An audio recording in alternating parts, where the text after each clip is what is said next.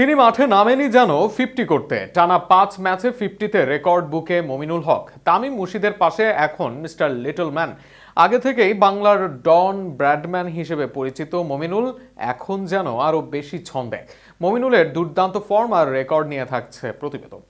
বাংলাদেশ ক্রিকেটের টেস্ট ইতিহাসে নতুন এক অধ্যায়ের জন্ম দিলেন মমিনুল হক। দেশের ক্রিকেট প্রেমীদের কাছে টেস্ট স্পেশালিস্ট হিসেবে পরিচিত এই বাঁহাতি ব্যাটসম্যান এবার ছুঁয়ে ফেললেন 5,000 রানের অনন্য মাইল ফলক। মুশফিকুর রহিম ও তামিম ইকবালের পর তৃতীয় বাংলাদেশি হিসেবে অভিজাত এই সংস্করণে 5,000 রান পূর্ণ করলেন তিনি। সোমবার মিরপুর শেরেবাংলা জাতীয় ক্রিকেট স্টেডিয়ামে নিজের চেনা ধৈর্য আর দৃঢ়তায় আরেকটি দারুণ ইনিংস খেলেন মমিনুল।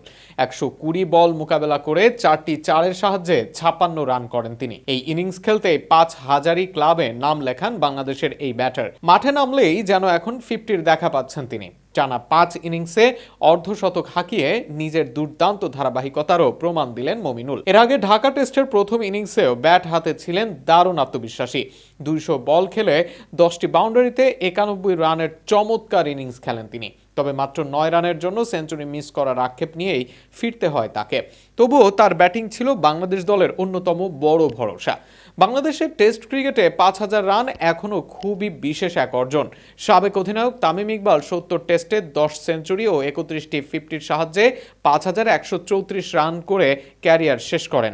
অন্যদিকে দেশের টেস্ট ইতিহাসের সবচেয়ে সফল ব্যাটসম্যান মুশফিকুর রহিম ইতোমধ্যে 13 সেঞ্চুরি ও 29 50-তে 6,581 রান সংগ্রহ করেছেন। দেশের একমাত্র ক্রিকেটার হিসেবে 100 টেস্ট খেলার গৌরব রয়েছে তার। বিশ্ব ক্রিকেটে টেস্টে সর্বোচ্চ রানের মালিক ভারতের কিংবদন্তি সচিন টেন্ডুলকার।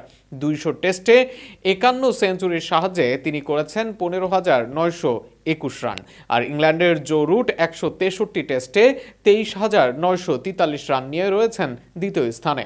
তবে এই মুহূর্তে বাংলাদেশের ক্রিকেট ভক্তদের আলোচনার কেন্দ্রবিন্দু একটাই নাম, মমিনুল হক।